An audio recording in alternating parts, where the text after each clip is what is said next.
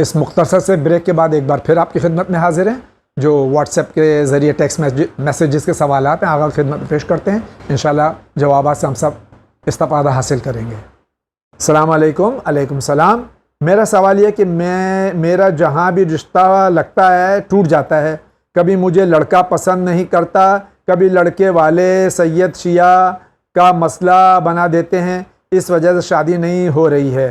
I am 25 years old from Punjab, profession سے advocate ہوں، قرآن بھی پڑھے ہوئے ہوں اور پڑھتی ہوں، جانے کیوں نہیں میری دعا قبول ہوتی، مجھے برائے مہربانی کوئی وظیفہ بتا دیجیے تاکہ میری جلد سے جلد شادی ہو جائے۔ دیکھیے، ایک اچھے ہمکف کے لیے مستقل دعا کرتے رہنا چاہیے، اور یہ ایک نعمت ہے جس کے سلسلے میں پیغمبر نے اپنی احادیث میں بھی اس کی طرف اشارہ کیا ہے کہ ایک نیک اور صالح جو کف ہے اس کے لیے واقعاً یہ ایک نعمت ہے۔ اس کے لیے آپ نماز میں اگر دعا کرتی ہیں تو بہترین جگہ ہے جہاں پر آپ نماز میں یا نماز کے فوراً بعد تعقیبات کے بعد آپ اس کے سلسلے میں دعا کر سکتی ہیں۔ رہی بات یہ کہ کس وجہ سے ٹوٹ جاتا ہے، تو معیار اسلام نے سادات یا غیر سادات نہیں رکھا ہے، بلکہ معیار جو ہے وہ تقوی کو رکھا ہے کہ جو زیادہ متقی ہے، پرہیزگار ہے، وہ اللہ کی نگاہ میں زیادہ اہم ہے۔ دنیا والے اس کے بارے میں کیا کہتے ہیں، اس سے دین اور اسلام اور اللہ سے کوئی مطلب نہیں ہے۔ اور ایک سوال اور لے لیتے ہیں۔ السلام علیکم۔ علیکم السلام۔ میرا آپ سے یہ سوال تھا کہ آج کل میں قرآن مجید ہندی ٹرانسلیشن میں پڑھ رہا ہوں، تو اس میں اللہ سبحانہ و تعالی بہت جگہ کہتا ہے کہ مددگار صرف اللہ ہے، صرف اللہ سے تو مدد مانگو۔ تو میرا آپ سے یہ سوال ہے کہ ہم جو یا رسول اللہ یا علی مدد کہتے ہیں، تو کیا یہ مدد مانگنا قرآن مجید کے خلاف نہیں ہے؟ ہم اپنے پروردگار سے مدد صرف مانگنا چاہیے یا ہم رسول اور آل رسول کو بھی پکار سکتے ہیں؟ آپ کا کیا کہنا ہے؟ دیکھیے، یہ جو مدد کرنے کی جہاں تک بات ہے، وہی ویسے تو اگر ہم اپنا کہیں ٹریولنگ کر رہے ہیں اور بھاری سوٹ کیس اگر تیار کر لیا ہے تو اس میں بھی جو ہے کلی کی مدد مانگتے ہیں، تو کیا یہ اللہ کی مدد کے خلاف ہے؟ یا جو ریلوے اسٹیشن پہ کھڑے ہو کہیں کہ کلی کی جگہ ہم خدا کو ڈھونڈنا شروع کر دیں؟ نہیں، ہم یہ جو مدد ہے جو اہل بیت علیہ السلام سے یا ائمہ سے یا انبیاء سے تو طلب کی جاتی ہے، یہ اللہ کے درجے کے پیرالل نہیں قرار دیا جاتا ہے، یعنی اللہ کے درجے کے پیرالل نہیں ہے، یعنی ان سے اگر ہم دعا کرتے ہیں یا مدد مانگتے ہیں تو ہم طول میں ہے یہ، یعنی پہلے مرحلے پہ ہم چاہتے ہیں کہ ہمارے پرابلمز کو ہمارے بزرگ جو ہے ہمارے پیرنٹس اس کو اگر حل کر سکتے ہیں تو وہ کر دیں، اگر ان سے حل نہیں ہوتا ہے تو کسی اور بزرگ سے کہتے ہیں، اگر ان سے نہیں ہوتا ہے تو اسی طریقے سے یہ سٹیپ بائی سٹیپ مسئلے کے امپورٹنس کو دیکھتے ہوئے ہم مدد کا مطالبہ کرتے ہیں، مدد مانگتے ہیں۔ ہم اہل بیت سے مدد کیوں مانگتے ہیں؟ کہ اہل بیت سے ہم وسیلہ بناتے ہیں، ذریعہ بناتے ہیں، تاکہ ہم جب ان کے وسیلے سے مانگیں گے وہ اللہ کے مقرب بندے ہیں، اللہ کے نزدیک جو ہے اہم بندے ہیں، اگر ہم ان سے کہیں گے تو اللہ یقیناً ان کی بات کو رد نہیں کرے گا، اس لیے ہم ان سے مدد مانگتے ہیں کہ انڈائریکٹلی وہ ہماری سفارش کو خدا سے کر دیں تاکہ ہمارا مسئلہ حل ہو جائے۔ ہم ان کو خدا کے برابر نہیں رکھتے ہیں کہ ہم یا اللہ سے دعا کرتے ہیں یا ان سے، نہیں۔ السلام علیکم۔ علیکم السلام۔ زیادہ تر عید الاضحیٰ وقت یا عام دنوں میں مجھے عجیب سی کیفیت ہونے لگتی ہے، جانوروں کے کٹنے کے بارے میں سوچنے پر میں مجبور ہو جاتا ہوں، عجیب خیالات آنے لگتے ہیں، میں ذبح نہیں کرنا چاہتا، کیا عید کے موقع پر قربانی نہ کر کے برابر کی رقم غریبوں میں تقسیم کر سکتے ہیں؟ جی، شریعت نے اس بات کی بھی اجازت دی، حالانکہ مستحب مؤکد یہ ہے کہ انسان جانور کو ذبح کرے، لیکن اگر ذبح نہیں کرنا چاہتا ہے تو اس کے برابر کی قیمت کو بعنوان صدقہ مستحقین کو دے سکتا ہے۔ حالانکہ اس کام کے لیے زیادہ بڑا دل چاہیے، کیونکہ آدمی جو ہے جو رقم بکرے کے اوپر خرچ کرتا ہے وہ جلدی سے اتنی بڑی رقم کو کسی غریب کو دینے کے لیے تیار نہیں ہوتا، لیکن اگر تیار ہو سکتا ہے تو اس میں کوئی حرج نہیں ہے، وہ قربانی کے بدلے اس کو راہ خدا میں دے سکتا ہے۔ السلام علیکم۔ علیکم السلام۔ میرا نام فاطمہ ہے، میں لکھنؤ سے ہوں، میری عمر 14 سال ہے۔ میں مولانا صاحب سے پوچھنا چاہتی ہوں کا مطلب جاننا کیا ہے؟ کا مطلب کیا ہے؟ میں یہ سوال ایک بار اور آپ سے کر چکی ہوں لیکن جواب نہیں ملا۔ بیٹا آپ کا پہلی بار یہ سوال آیا ہے، میں نے آپ کا سوال آغاز خدمت پیش کر دیا، دیکھیے کیا جواب دیتے ہیں۔ جی، امم کا مطلب ہوتا ہے امت کی جمع، یعنی پلیورل، امت کا پلیورل، امت کہتے ہیں نیشن کو، ملت کو، اس کی جمع ہے امم، یعنی جو مختلف جو نیشنز ہیں وہ ہے، اسے امم کہا جاتا ہے، مختلف امتیں ہیں، اسے امم کہا جاتا ہے۔ اب یہ نام کیوں رکھا گیا ہے، آپ کے والدین نے کیوں رکھا ہے، کیا سوچ کے رکھا ہے، یہ بہتر وہی بتا سکتے ہیں، لیکن امم کا مطلب ہے پلیورل آف امت۔ السلام علیکم۔ علیکم السلام۔ میرا سوال یہ ہے، میں میرے شوہر سے 1 سال سے الگ ہوں، غصے میں، تو کیا میرا نکاح ہے یا میرا نکاح ٹوٹ گیا؟ دیکھیے، نکاح جو ہے وہ ایکسپائری ڈیٹ کے ساتھ نہیں آتا ہے کہ چند عرصہ دور رہنے سے نکاح خود بخود ڈیزالو ہو جائے گا یا ٹوٹ جائے گا، بلکہ جب تک کہ یا تو طرفین میں سے کوئی ایک اس دنیا سے چلا جائے یا طلاق کے ذریعے سے ہی رشتہ ختم ہو سکتا ہے، وإلا جتنے دن بھی اگر وہ علیحدہ بھی رہتی ہیں تب بھی وہ اپنے شوہر کی زوجیت میں ہی رہیں گی۔ السلام علیکم۔ علیکم السلام۔ مولانا سے یہ سوال ہے کہ وضو کرتے ہیں تو کیا دوپٹہ سر پر ہونا چاہیے یا بغیر دوپٹے کے وضو ہو سکتا ہے؟ مجھے بتائیے، اور جب اذان ہوتی ہے تو کیا ہم نماز پڑھ سکتے ہیں یا نماز اذان ختم ہونے کے بعد میں نماز پڑھنا چاہیے؟ میں بہت ہی پریشان ہوں، میری کوئی دعا قبول نہیں ہوتی، میں ہر نماز کو وقت پر ادا کرتی ہوں، فجر کی نماز بھی ادا کرتی ہوں، اور نماز قرآن اور دعائیں مسلسل پڑھتی ہوں، امام زمانہ کی ہر روز شب میں نماز پڑھتی ہوں، پھر بھی پریشانی دور نہیں ہوتی، کوئی دعا یا وظیفہ بتا دیجیے۔ سب سے پہلے کہ اگر آپ نے اپنے سر پہ دوپٹہ نہیں رکھا ہوا ہے تو آپ کا وضو صحیح ہے، البتہ نماز کے لیے واجب یہ ہے کہ آپ کے سر کے تمام بال ڈھکے ہوئے ہونے چاہیے۔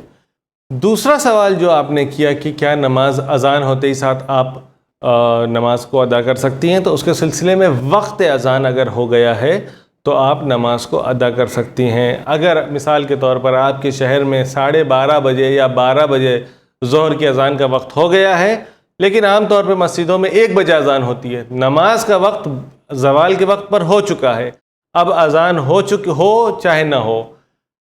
یہی مسئلہ مغرب کی نماز کے لیے، کیونکہ مغرب کی اذان جو ہے وہ بالکل اول وقت ہوتی ہے، بہتر یہ ہے کہ کچھ اذان کو ختم ہونے کا انتظار کیا جائے تو اس کے بعد نماز کو شروع کیا جائے۔ حالانکہ اگر نماز آپ نے اذان کے وقت پڑھنا شروع کر دیا ہے تو بھی نماز صحیح ہے، لیکن بہتر یہ ہے کہ نماز اذان کے ختم ہونے کے بعد شروع کیا جائے۔ السلام علیکم۔ علیکم السلام۔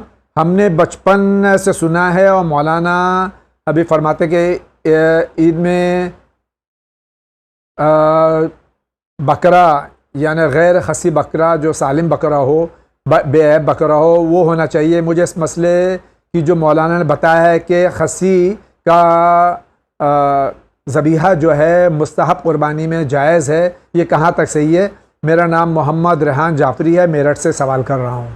یہ بالکل صحیح بات ہے کہ واجب یہ ہے، جو قربانی واجب ہوتی ہے جو کہ منی میں موجود حجاج کے لیے ہے، ان کے لیے شرائط یہ ہے کہ بکرے کا نر ہونا، کان سالم ہونا، سینگ سالم ہونا، زخمی نہ ہونا، آنکھ سالم ہونا اور خصی نہ ہونا۔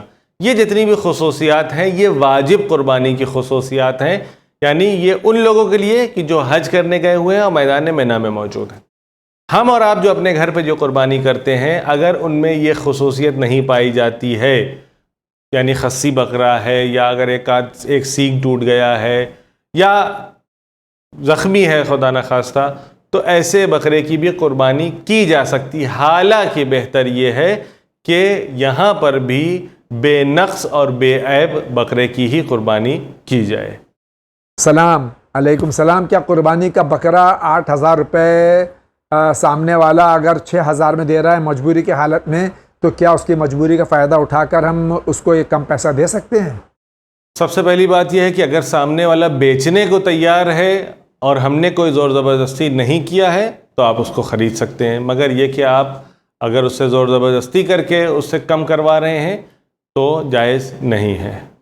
السلام علیکم۔ علیکم السلام۔ I am from Meerut and my question is, کیا ہم قوالی سن سکتے ہیں؟ قوالی سننے کے سلسلے میں بعض مراجع اس کو اجازت نہیں دیتے ہیں، چونکہ یہ موسیقی کے ساتھ ہوتا ہے، میوزک کے ساتھ ہوتا ہے۔ اگر یہ موسیقی یا جو میوزک اس طرح استعمال ہوا ہے وہ غنا کے زمرے میں آتا ہے، یعنی آپ کے بدن میں اس سے حرکت پیدا ہو جاتی ہے، تو وہ جائز نہیں ہے۔ بہت سا افسوس کے ساتھ قوالی کے ساتھ ساتھ آج کل ہمارے یہاں بھی بہت ساری ایسی منقبتیں ہیں جس سے آدمی کے بدن میں وہ حرکت پیدا ہو جاتی ہے، طرب کی حالت پیدا ہو جاتی ہے۔ ایسے نہ قوالی سننے کی اجازت ہے، نہ ایسی منقبت سننے کی اجازت ہے۔ My name is Muhammad Shafi. Another question is کہ کیا گھر کے پلے ہوئے جانور کی قربانی ہو سکتی ہے؟ گھر کے پلے ہوئے جانور کی قربانی ہو سکتی ہے، لیکن مکروہ ہے کہ پال کر کے اس کی قربانی کی جائے۔ مولانا صاحب اور جاوید بھائی کی خدمت میں میرا سلام۔ علیکم سلام۔ مستحب نمازیں جیسے کہ نماز حاجت، نماز شکرانہ یا امام زمانہ علیہ السلام کی خدمت میں ہدیے کی جو نماز ہوتی ہے اس کی نیت واجب قربت اللہ کرنی چاہیے یا قربت اللہ یا سنت قربت اللہ؟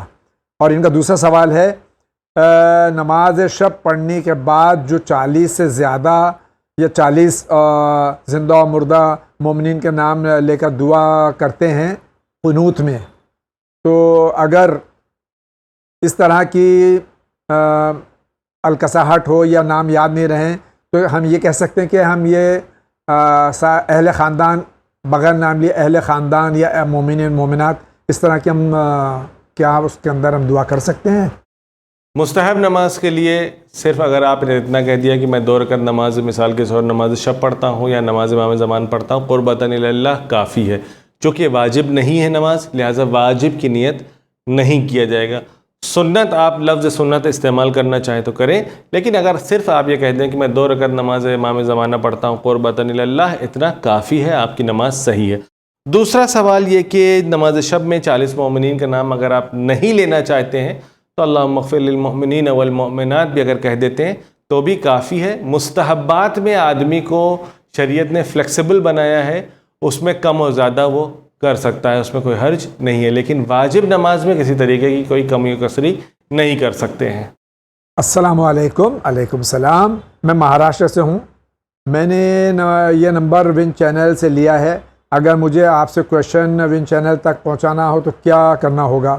آپ اگر مسائل زندگی میں سوال بھیج رہے ہیں تو اسی پر آپ سوال بھیج سکتی ہیں، ورنہ ون چینل کے اگر اور کچھ اور سوالات اس سے الگ ہیں تو آپ کے اسکرین پہ نمبر آ رہے ہیں، آپ نوٹ کر لیجئے، اس پہ آپ اپنے سوالات بھیج سکتے ہیں۔ السلام علیکم۔ علیکم السلام۔ میرا نام محمد عظیم حسین ہے، میں گونا ایم پی سے ہوں۔ میرا کویشچن یہ ہے کہ ابھی میں کلاس 10 میں ہوں، میرے اسکول کی ٹائمنگز 12 سے 5 بجے کی ہے۔ جب میرے اسکول کھلے رہتے ہیں یعنی جولائی مارچ، تب اسکول کی وجہ سے میرے ظہر اور عصر کی نماز چھوٹ جاتی ہے، اور 7 بجے سے لے کر 12 بجے تک میں اپنی کوچنگ کا ورک اور اسٹڈی کرتا ہوں گھر پر، جس کی وجہ سے میری مغرب اور عشاء کی نماز بھی چھوٹ جاتی ہے، یعنی قضا ہو جاتی ہے۔ تو اب اتنی تھکان ہو جاتی ہے کہ اس کے بعد میں نیند آنے لگتی ہے اور میں نماز نہیں پڑھتا، تو میرا وظیفہ کیا ہے؟ میں کیا گناہ گار ہوں؟ میری مجبوری ہے، میں کیا کر سکتا ہوں اس سلسلے میں؟ سب سے پہلے یہ کہ چونکہ یہ جو نمازیں ہیں نماز واجبات میں سے ہے، اس میں کسی بھی طریقے کا کوئی ایکسکیوز ایکسیپٹ نہیں کیا جائے گا۔ یہ کہ کہنا کہ میں اسکول میں تھا، میں تھک گیا ہوں، دس از ناٹ این ایکسکیوز۔ آپ اس کو ایک ایکسکیوز نہیں بنا سکتے ہیں، اور یہ واجب ہے، لہٰذا اس کو ہر حال میں انجام دینا ہے۔ اگر آپ نے اس کو جان بوجھ کر انجام نہیں دیا تو آپ گنہگار ہیں، اگر اس کی قضا نہیں کیا تو آپ مزید گنہگار ہیں، کیونکہ اس کے لیے اللہ نے ایک چھوٹ الحمدللہ دے رکھی ہے کہ اگر کسی وجہ سے، بیماری کی وجہ سے، کسی اور وجہ سے اگر کوئی انسان نماز نہیں ادا کر سکا تو اللہ نے اس کی آخری دم تک، آخری سانس تک اس کو اجازت دی ہے کہ وہ اپنی نماز کو قضا کر لے۔ اگر نہیں کر سکتا ہے یا نہیں کیا تو سب سے پہلی چیز روایات میں ہے کہ جس کا سوال ہوگا روز قیامت وہ نماز ہے، اگر نماز میں رد ہو گئے تو باقی تمام اعمال رد کر دیے جائیں گے۔ السلام علیکم۔ علیکم السلام۔ مولانا صاحب میں بہت پریشان ہوں، میرا رشتہ لگتا ہے جو فائنل ہونے کے بعد میں یعنی امام ضامن وغیرہ بھی ہو جاتا ہے، اس کے حساب سے دوسرے سے ہم لڑکا لڑکی بات کرتے ہیں، لیکن ایک بار یہ پتہ نہیں تھا. ہم لوگ نے کئی بار بات کی. بات نارملی ہوتی ہے, گھریلو مسائل میں ہی ہوتی ہے, لیکن بہت زیادہ ہوتی ہے. ایک دن اس لڑکے نے ڈکلائن کر دیا, دیکھنے کی خواہش ظاہر کی, ڈکلائن نہیں دیکھنے کی خواہش ظاہر کی میرے گھر والوں سے ویڈیو کال کے ذریعے, اور مجھے دیکھا فائنل کرنے کے لیے. اس نے جو میرا اسکرین شاٹ لیا, بعد میں اسے دیکھا تھا تو پسند نہیں آیا. بعد میں کال آنا بند ہو گیا. پھر ہم لوگ نے کال کیا تو کال نہیں لیتا تھا. اس وقت تو ہم اللہ پر سارا مسئلہ چھوڑ دیا. بعد میں پھر کال آنے لگے, کہا کہ میں مذاق کر رہا تھا. پھر میں نے کئی دن بات نہیں کی, اور جب میں نے خود کال کیا گھر والوں سے پوچھ کر, تو پھر نہ بول دیا. اب میں بار بار نہ اور ہاں سن نہیں پا رہی ہوں. میں نے ضد میں منع کر دیا ہے. یعنی ان کا مسئلہ یہ ہے کہ کبھی لڑکا ہاں کہتا ہے, کبھی نہ کہتا ہے. تو اس مسئلے پہ ان کو کیا کرنا چاہیے؟ یہ ایک بہت اہم مسئلہ ہے. ہماری سوسائٹی میں یہ دن بدن بڑھتا جا رہا ہے. ایک یہ ہے کہ لڑکا اور لڑکی جیسے ہی ان کی نسبت ہوتی ہے, ابھی انگیجمنٹ نہیں ہوئی ہے یا کبھی کبھی انگیجمنٹ ہو بھی جاتی ہے, تو بھی ابھی جب تک کہ وہ ایک دوسرے کے محرم نہیں ہوئے ہیں تب تک جو ہے انہیں ایک دوسرے سے سوائے واجب باتوں کے دوسرے طریقے کی کسی طریقے کی بات کرنے کی اجازت شریعت نہیں دیتا ہے. دوسری بات یہ کہ یہ ایک بہت بڑا مسئلہ ہے کہ لڑکے کہتے ہیں کہ مجھے لڑکی کو دیکھنا ہے, اور لڑکی کو دیکھنے کے بعد ایک ریجیکٹ کرنے کا ایک طریقہ کار ہماری سوسائٹی میں پایا جاتا ہے کہ نہیں پسند آئے.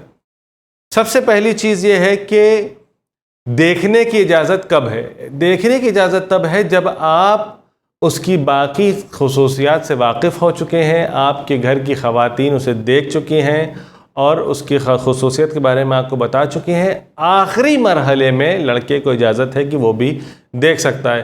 لیکن یہ کرنا کہ دیکھا اور ریجیکٹ کر دیا, پھر اگلی والی کو دیکھا ریجیکٹ کر دیا, یہ قطعاً اخلاقی طور پر بھی مناسب نہیں ہے اور شرعی طور پر بھی مناسب نہیں ہے. کہ بہرحال لڑکیاں جو ہیں وہ کوئی بازارو سامان نہیں ہے کہ ہم دیکھیں گے اور اس کے بعد نہ پسند آیا تو ٹھیک, نہیں پسند آیا تو ہم اسے ریجیکٹ کر دیں گے. بلکہ دیکھنے کی اجازت تبھی ہے جب آپ پکا فیصلہ کر چکے ہوں. جیسے عام طور پہ ہوتا ہے کہ لڑکا تیار نہیں شادی کرنے کے لیے, لیکن گھر والے زور زبردستی کر رہے ہیں کہ یہ دیکھ لو. یہ قطعاً جائز نہیں ہے کہ اس کو دکھا کر کے تیار کرے کہ شاید اس کے چکر میں وہ پھنس جائے اور تیار ہو جائے. نہیں, جائز نہیں ہے جب تک کہ لڑکا خود ذہنی طور پر آمادہ نہ ہو کہ اسے شادی کرنا ہے, تب تک کہ اس کو بھی اجازت نہیں ہے کہ وہ کسی نامحرم کی تصویر کو دیکھے. السلام علیکم. علیکم السلام. سر میرا سوال ہے کہ میری سلپ ڈسک ہے ان کو, اور میں نماز کھڑے ہو کے نہیں پڑھ پاتا ہوں. میں کراس لیگز میں پڑھتی ہوں کیونکہ ڈاکٹر نے ایڈوائز کیا ہے. کیا یہ طریقہ صحیح ہے؟ دیکھیے, اگر آپ کھڑی ہو کے نماز نہیں پڑھ سکتی ہیں تو آپ بیٹھ کر بھی نماز پڑھ سکتی ہیں, کوئی حرج نہیں ہے. حالانکہ ایک چیز کا خیال رکھنا ہوگا کہ جب آپ سجدے میں جائیں تو آپ کے 7 اعضاء یعنی 7 باڈی پارٹس زمین پر ٹچ ہونے چاہیے. آپ کی پیشانی, آپ کی دونوں ہتھیلیاں, آپ کی نیز یعنی گھٹنے, اور آپ کے پیر کے انگوٹھے یعنی آپ کے ٹوز. یہ 7 چیزیں سجدے میں بہرحال ہونے چاہیے. کھڑے ہو کے نہیں پڑھ سکتے ہیں, کوئی مسئلہ نہیں ہے, آپ بیٹھ کے بھی اپنی نماز کو ادا کر سکتی ہیں. السلام علیکم. علیکم السلام. جناب, مائی نیم از یاسر رضوی, ہی از فرام کانپور. ان کا کویشچن ہے, الکوہل سینیٹائزر درگاہ یا مسجد یا امام بارگاہ کو سینیٹائز کر سکتے ہیں؟ کیونکہ جتنے بھی سینیٹائزر ہیں سب میں 30%, 50%, 60% الکوہل مکس ہے. پلیز کا جواب ضرور دیجیے. شراب کی جو مختلف قسمیں شریعت میں بیان کی گئی ہیں یا عام طور پہ مارکیٹس میں اویلیبل ہیں, ان میں سے وائن جسے کہا جاتا ہے مشروب, یعنی وہ شراب جو انگور سے تیار کی جاتی ہے, اس کا وہ نجس بھی ہے, اور پینا تو بہرحال تمام قسم کی شراب کو پینا حرام ہے. لیکن جو انڈسٹریل الکوہل جسے کہا جاتا ہے, یا جو دوسرے طریقے کے جو الکوہل پائے جاتے ہیں, شراب پائی جاتی ہے اپارٹ فرام وائن, جو دوسرے قسم کی جو شرابیں پائی جاتی ہیں، جو بنائی جاتی ہیں، جو اسپرٹ سے بنائی جاتی ہیں یا دوسرے کیمیکل سے بنائی جاتی ہیں، یہ نجس نہیں ہوتے ہیں، ان کا پینا حرام ہے۔ لہٰذا جو انڈسٹریل الکوہول ہوتا ہے، جو میڈیکل پرپس میں یوز ہوتا ہے، چونکہ ہمیں اسے پینا نہیں ہے، ہمیں سینیٹائزیشن کے لیے استعمال کرنا ہے، یہ پاک ہوتا ہے، آپ اس کو استعمال کر سکتے ہیں، کوئی حرج نہیں ہے۔ جیسے کہ آپ کے پرفیومز میں ہے، جیسے بعض دواؤں میں الکوہول پایا جاتا ہے، مراجع کہتے ہیں کہ اگر وہ الکوہول کی مقدار 2% سے زیادہ ہے تو ایسی دوا کو پینا جائز نہیں ہے۔ اس کا طریقہ بھی انہوں نے بیان کیا ہے، وہ یہ ہے کہ اگر کسی دوا میں مثال کے طور پر 10% اس میں الکوہول کی مقدار پائی جاتی ہے تو اس میں اتنا پانی ملایا جائے اس دوا کو کنزیوم کرتے وقت، پیتے وقت، کہ اس کا پرسنٹیج گر کر 2% یا اس سے کم ہو جائے تو آپ اسے کنزیوم کر سکتے ہیں، ورنہ الکوہول کی تمام قسموں کا پینا حرام ہے۔ السلام علیکم۔ علیکم السلام۔ میرا سوال 14 معصومین علیہم السلام کے لیے سورہ فاتحہ کا صحیح طریقہ کیا ہے؟ 14 معصومین علیہ السلام کے لیے سورہ فاتحہ کا طریقہ یہ ہے کہ سورہ فاتحہ کی تلاوت کرے، یعنی سورہ حمد کی تلاوت کرے، 3 مرتبہ جو ہے سورہ توحید یا سورہ قل اللہ کی تلاوت کرے، اور اس کے بعد یہ کہہ دے کہ میں ان سوروں کو 14 معصومین کو ہدیہ کرتا ہوں، والسلام۔ بس اتنا سمپل سا ہے۔ السلام علیکم۔ علیکم السلام۔ مولانا صاحب، my self Mustafa from Mumbai. My mother-in-law last week got paralytic attack and she is admitted in Nasik hospital. My mother-in-law has a son and also she has a brother in her family, and all are well-to-do, but they are not taking any responsibility about my mother-in-law, and now they are refusing to pay the hospital bills also and future expenses also of my mother-in-law. Now my wife is doing all the khidmat of her mother and also we are paying the hospital dues. Maulana Sahab, can you guide us? Is it our duty and what is ajr from Allah for doing this khidmat of my mother-in-law and my wife's for her mother, and my wife and me, what ajr we are going to get from Allah? As her son and brothers have refused to take care of her, we are taking care of her. Please reply. دیکھیے، سب سے important چیز یہ ہے کہ والدین کی ذمہ داری جو ہے وہ جس طریقے سے بچوں کی ذمہ داری والدین کے اوپر ہوتی ہے، جب ایک مرحلے پر والدین پہنچ جاتے ہیں، پیرنٹس پہنچ جاتے ہیں، تو پھر اب ان کی دیکھ ریکھ کی رسپانسبلٹی جو ہے وہ اولاد کے اوپر آتی ہے۔ اولاد میں بھی بہتر یہ ہے کہ جو بیٹا ہے وہ اس وظیفے پر عمل کرے، بیٹی کو بھی اختیار ہے کہ وہ اس وظیفے پر عمل کرے۔ حالانکہ چونکہ یہاں پر فائنانس کا مسئلہ ہے، فائنانشلی سپورٹ کرنے کی ذمہ داری سن ان لا کے اوپر نہیں ہوتی ہے، لیکن اگر وہ کر رہا ہے تو یقیناً اس کا عظیم اجر ہے جو اللہ اسے ضرور دے گا۔ اس کی وجہ یہ ہے کہ شریعت نے جو والدہ کا ذکر کیا ہے اس میں ایک والدہ جو ہے وہ ساس کو بھی یا مدر ان لا کو بھی بیان کیا گیا ہے۔ جس طریقے سے والد کے سلسلے میں کہا گیا ہے کہ انسان کے 3 قسم کے والد ہوتے ہیں، ایک بایولوجیکل فادر، ایک اس کا استاد، اور ایک اس کا فادر ان لا یعنی سسر۔ تو یہ 3 قسم کے والد ہوتے ہیں انسان کے، اور 3 قسم کی ساس ہوتی ہیں، ایک جو بچے کو دنیا میں یعنی 3 قسم کی مائیں ہوتی ہیں، ان میں سے ایک جو ہے مدر ان لا ہے، دوسری جو ہے ماں جو اس نے اس کو پیدا کیا ہے، تیسری جس نے اس کی تربیت کی ہے۔ یقیناً اس کا اجر بہت زیادہ ہے، آپ کو یقیناً اس کا اجر ملے گا، دنیا میں بھی انشاءاللہ اجر ملے گا اور آخرت میں تو انشاءاللہ بے پناہ اجر ملے گا۔ حالانکہ جو لوگ اپنی ذمہ داریوں کا ادا نہیں کر رہے ہیں، یقیناً دنیا میں بھی وہ خسارت اور نقصان اٹھائیں گے اور مرنے کے بعد بھی ان سے حساب و کتاب ہوگا۔ السلام علیکم مولانا صاحب۔ علیکم السلام۔ میرا نام فاطمہ ہے، میرے دل میں سکون نام کی کوئی چیز ہی نہیں ہے، کیا کریں؟ ایسا کوئی وظیفہ بتا دیے، دعا بتا دیے تاکہ سکون قلب حاصل ہو۔ دیکھیے، سکون قلب کے لیے خود آیت قرآن ہے، الا بذکر اللہ تطمئن القلوب، یعنی اللہ کو جتنا زیادہ انسان یاد کرے گا اتنا زیادہ اس کو سکون قلب اور اطمینان حاصل ہوگا۔ یعنی جب انسان کا ذہن اللہ سے دور ہو جاتا ہے تب وہ مضطرب اور پریشان ہوتا ہے۔ السلام علیکم۔ علیکم السلام۔ بھائی میں لکھنؤ سے ہوں، میری بیوی کی آیو 24 ورش کی ہے اور ہم یہ جاننا چاہتے ہیں کہ میری بیوی 24 ورش میں 3 ورش کی نماز ادا کیے ہے تو ان کو اور کتنی نمازیں پڑھنی ہے قضا؟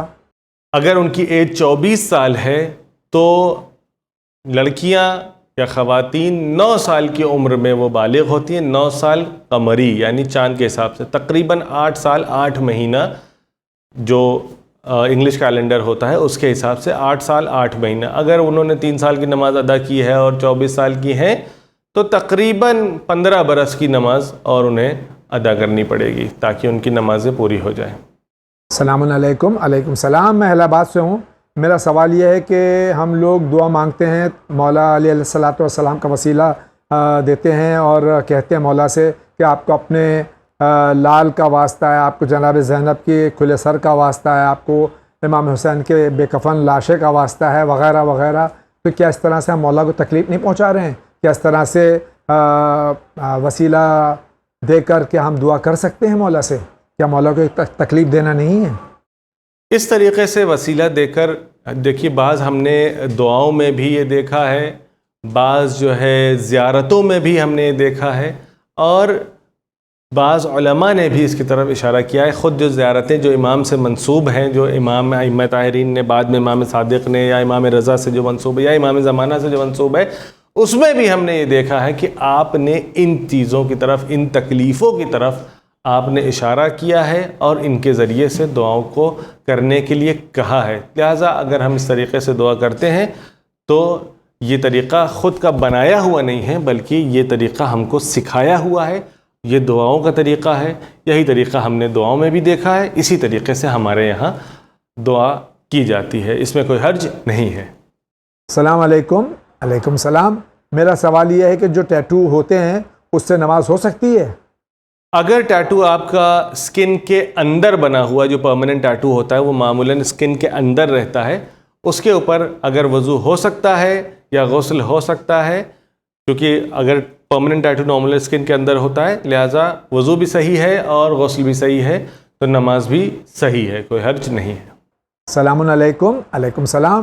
میں سولاپور میں رہتی ہوں. چینل ون کے پروگرام سے میرے دل میں اضافہ ہوتا ہے, علم میں اضافہ ہوتا ہے. بہت بہت شکریہ.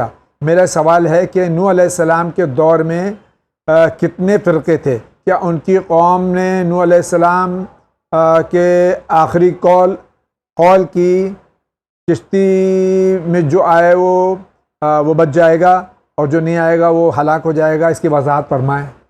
جناب نوح کے زمانے میں جو افراد موجود تھے ان میں سے ایک کثیر تعداد یعنی میجورٹی جو تھی وہ جناب نوح کو دیوانہ سمجھتی تھی اور ان کی دعوت پر کبھی انہوں نے لبیک نہیں کہا. یہی سبب ہے کہ جب طوفان جناب نوح آیا تو صرف اور صرف 80 افراد کشتی جناب نوح پر سوار ہوئے, یہاں تک کہ خود جناب نوح کے بیٹے بھی اس پر سوار نہیں ہوا. جو ان کا ایک بیٹا تھا جس کے سلسلے میں قرآن میں بھی ہے کہ جناب نوح نے پروردگار سے دعا کی کہ یار پروردگار اس کو بچا لے, تو پروردگار نے بہت شدت کے ساتھ یہ کہا کہ یہ تمہارے اہل میں سے نہیں ہے, اس کے سلسلے میں اور اس کی نجات کی دعا مت کرو. سلام. علیکم السلام. یہ پوچھنا چاہتا ہوں کہ آج کل شیعہ اور سنی لڑکیاں شادی کے بعد اپنے شوہر یعنی ہسبینڈ کا نام لیتی ہیں, کیا یہ صحیح ہے؟ اگر یہ صحیح ہے تو کیا ہمارے مولا علی علیہ الصلوۃ والسلام کی شریک حیات جناب زہرا سلام اللہ علیہ اپنے شوہر کا نام لیتی تھیں؟ کسی حدیث میں یہ لکھا ہے؟ Please reply. Shakir Raza from اینڈی, نیو دہلی سے سوال ہے یہ. جی دیکھیے, یہ جو نام لینے کا جہاں تک سوال ہے کہ نام لیتی تھی یا نہیں لیتی تھی, عرب میں ایک چیز پائی جاتی ہے جسے کہا جاتا ہے کنیت, جو نام میں لگا ہوتا ہے, جیسے ابو القاسم, ابو الحسن. ہم نے جو تاریخ میں دیکھا ہے وہ اکثر یہ دیکھا ہے کہ اس زمانے کی عورتیں اپنے شوہر کو ان کی کنیت سے آواز دیا کرتی تھیں, یعنی جناب فاطمہ سلام اللہ علیہا ہمیشہ امیر المومنین کو یا امیر المومنین کہتی تھیں یا ابو الحسن کہا کرتی تھیں. ہم نے نام کا یعنی سیدھے سیدھے نام لینا روایت میں نہیں دیکھا گیا ہے. یا علی بھی کہا ملتا ہے کہ یا علی بھی کہتی تھیں, لیکن یہ مسئلہ جتنا زیادہ شرعی نہیں ہے اتنا زیادہ کلچرل ہے. اگر جس کلچر میں نام لینا مناسب نہیں سمجھا جاتا ہے اور دوسری باہر سے اگر کوئی بہو یا کوئی بیٹی اس گھر میں بیاہ کر آتی ہے, شادی کے بعد آتی ہے, تو اس کو کوشش یہ کرنا چاہیے کہ جو گھر میں جو کلچر ہے, جو پریولنٹ ہے, پہلے سے رائج ہے, اسی کو فالو کرے, اور تاکہ بے ادبی حساب نہ ہو. ورنہ نام لینا یا نہ لینا یہ ہسبینڈ اور وائف کو طے کرنا ہے کہ ہسبینڈ کو کیا یہ بات پسند ہے کہ اس کی وائف اس کا نام لے یا نہ لے. سلام علیکم. سلام. میرا سوال ہے کہ جو لوگ سادات سے ہیں وہ غیر سادات میں شادی کر سکتے ہیں یا یہ کرنا صحیح نہیں ہے؟ پروردگار کی نگاہ میں تقوی معیار ہے, سادات یا غیر سادات ہونا معیار نہیں ہے. اگر کوئی متقی آدمی ہے, مرد ہے, لڑکا ہے, اور غیر سادات سے ہے تو اس سے اپنی بیٹی کی شادی سادات کی جا سکتی ہے. بعض مراجع نے اپنی بیٹیوں کی شادی غیر سادات میں کی ہے. تقوی معیار ہے اللہ کی نگاہ میں. ممکن ہے کہ ایک بیٹا, آپ اپنے بیٹے کی کسی سید کے یہاں شادی کر دیجئے, لیکن وہ اتنا نالائق ہو کہ وہ آپ کی بیٹی کو اذیت دے, اس کو پریشان کرے. اس سے بہتر یہ ہے کہ اگر کوئی لائق دار, با تقوی, پرہیزگار غیر سادات مل جائے تو بہتر یہ ہے کہ متقی انسان کو ترجیح دی جائے. السلام علیکم. علیکم السلام. ان کا سوال ہے کہ کون سا سورہ پڑھیں جس سے بری نظر سے ہم بچ سکتے ہیں؟ ائمہ معصومین سے روایت ہے, امام صادق سے روایت ہے کہ اگر بری نظر سے بچنا ہے تو یہ فقرے کو 3 مرتبہ پڑھیں. ماشاء اللہ لا قوت الا باللہ العلی العظیم, ماشاء اللہ لا قوت الا باللہ العلی العظیم, ماشاء اللہ لا قوت الا باللہ العلی العظیم. اس فقرے کو 3 مرتبہ پڑھیں, اور پڑھنے کے بعد جس چیز پہ نظر لگنے کا خوف ہو اس کے اوپر دم کر دیں یا پھونک دیں. السلام علیکم. علیکم السلام. ہم کو ایک کویشچن پوچھنا ہے کہ ہمارے پاپا کے خاندان میں کسی سے کوئی بحث یا کچھ بھی ہوتا ہے تو وہ ان کے بیٹے کو گالیاں دینے لگتے ہیں, اور ہمارے پاپا ان کو کبھی پلٹ کے کچھ نہیں کہتے, چپ چاپ رہتے ہیں, یہ سوچ کے کہ اللہ دیکھ رہا ہے, وہی اس کا بدلہ لے گا. کیا یہ برداشت کرنا صحیح ہے؟ اگر جواب دینے کا مقصد دوبارہ سے اس کو پلٹ کر بلا بھلا کہنا اور گالی کا جواب گالی سے دینا ہے تو یہ خاموشی یقیناً گالی اور برے بھلے سے بہتر ہے. اور جو آپ کے پاپا نے کہا کہ اللہ دیکھ رہا ہے, وہ فیصلہ کرنے والا ہے, وہ یقیناً دیکھ رہا ہے اور وہ فیصلہ کرنے والا بھی ہے. یا تو اس دنیا میں فیصلہ کرے گا یا تو آخرت میں اس کا فیصلہ ضرور کرے گا. سلام علیکم. سلام. میرا سوال ہے کہ کیا ہم لڑکیوں سے فرینڈشپ کر سکتے ہیں؟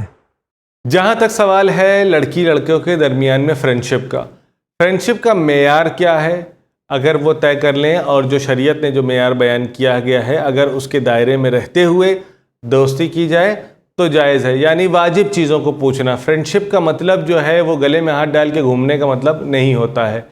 اگر اس میں یہ چیز سوچ رہے ہیں کہ ہم 24 گھنٹہ ایک دوسرے سے بات کریں گے اور ٹہلیں گے, گھومیں گے, اس کی اجازت شریعت نہیں دیتی ہے. لیکن کلاس میٹ ہیں, نوٹس ایکسچینج کرنا ہے, کچھ بات کرنا ہے, کچھ ڈسکشن کرنا ہے, اس کی اجازت دیتا ہے اسلام, اس میں کوئی حرج نہیں ہے. لیکن آپ چاہیں کہ اس کے ساتھ بیٹھ کر گفتگو کریں اور ہنسیں اور بولیں اور جوک شیئر کریں, اس کی اجازت نہیں ہے.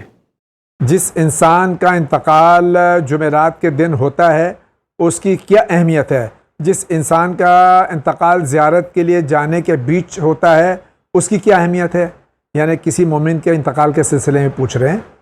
جمعرات کی شب سے لے کر جمعے کے دن ظہر سے پہلے روایات میں ہے کہ اگر کوئی آدمی اس دوران مرتا ہے تو اس کو فشار قبر نہیں ہوتا. یہ روایات میں موجود ہے, حدیث نبوی بھی ہے اور ائمہ تحریم سے بھی اس سلسلے میں روایت پایا جاتا ہے. اللہ جو ہے صرف اپنے منتخب بندوں کو, خاص بندوں کو اس موقع پر موت دیتا ہے. لیکن اس کا مطلب یہ نہیں ہے کہ ان کا حساب و کتاب نہیں ہوگا, حساب و کتاب اپنی جگہ پر. رہی بات دوسرے سوال کی کہ اگر کوئی انسان زیارت کے لیے گیا ہوا ہے, اس کے سلسلے میں قرآن میں بھی اشارہ کیا گیا ہے کہ کوئی انسان اپنے گھر سے باہر نکلے اور ہجرت کرے اور جانا چاہتا ہو کہیں پر راہ خدا میں, تو یقیناً وہ زیارتوں پر جا رہا ہے یا حج کے لیے جا رہا ہے یا عمرے کے لیے جا رہا ہے, تو اگر اس دنیا سے چلا جاتا ہے تو اس کو اس کی زیارت کا ثواب ضرور ملے گا. لیکن اگر حج کے لیے جا رہا ہے اور حج شروع ہونے سے پہلے اگر اس دنیا سے چلا گیا ہوگا تو اس کا حج باقی ہے، ورثہ کو اس کا حج کو انجام دینا پڑے گا۔ السلام علیکم۔ علیکم السلام۔ داڑھی منڈوانے کے بارے میں کوئی حدیث یا قرآن میں کوئی حکم ہے؟ بڑی مہربانی ہوگی بتا دیجئے کہ داڑھی مونڈنا، مونڈی جیسے بنانا، میں اپنی طرف سے اور بڑھا رہا ہوں، مونڈی جیسے بنانا، زیرو لگا کے شیو کرنا، کیا یہ سب اسلام میں جائز ہے؟ اور یہ کوئی حدیث ہے اس سلسلے میں یا قرآن سے کوئی وضاحت ہے؟ کتابوں میں اس سلسلے میں بے حساب ریفرنسز موجود ہیں جہاں پر داڑھی مونڈنے کو حرام قرار دیا گیا ہے، اور بعض جگہ پر یہاں بھی تک کہا گیا ہے کہ داڑھی مونڈنا جو ہے اس وجہ سے بھی حرام ہے کیونکہ اس سے خواتین سے انسان کی شباہت پیدا ہو جاتی ہے کہ وہ لڑکیوں جیسی اس کی شکل لگنے لگتی ہے۔ یہ ایک دلیل بیان کرنے کی کوشش کی گئی، یہ علت تامہ نہیں ہے، یعنی ایک ممکن ہے کہ دوسری بھی اور بھی دلیلیں ہوں جس کی وجہ سے یہ حرمت پائی جاتی ہے۔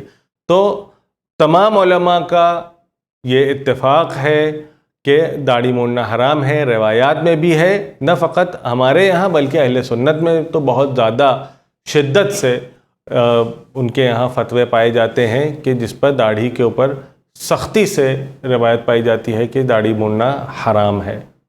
السلام علیکم۔ علیکم السلام۔ مجھے زیارت کا بہت شوق ہے لیکن اتنا روزگار نہیں ہے، اتنی بچت نہیں ہے کہ میں زیارت کر سکوں، بتائیے میں کیا کروں؟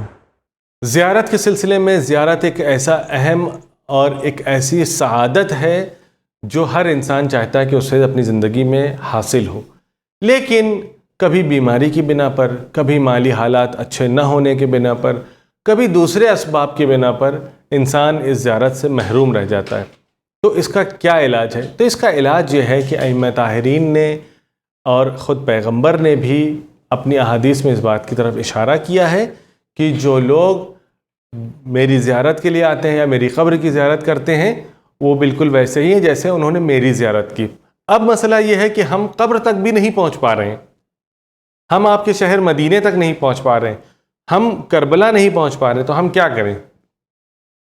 جو زیارتیں ہم اور آپ زیارت وارثہ یا جو نماز کے بعد جو زیارت پڑھتے ہیں، اس کا ثواب بھی وہی ثواب ہے جو امام کو کے روضے پر جا کر زیارت پڑھنے کا ثواب ہے۔ یعنی اگر ہم اپنے گھر سے السلام علیکم یا ابا عبداللہ الحسین کہتے ہیں تو اس کا ثواب بھی وہی ہے جو کربلا میں آپ کے حرم میں زری کے سامنے کھڑے ہو کر سلام کرنے کا ہے۔ اسی وجہ سے ہم کہتے ہیں السلام علیکہ، یعنی آپ پر سلام ہو، یعنی ہم یہ ان کو حاضر و ناظر جانتے ہوئے سلام کر رہے ہیں، ورنہ ہم السلام علیہ کہتے ہیں کہ ان کے اوپر سلام نہیں ہے، آپ پر سلام ہو۔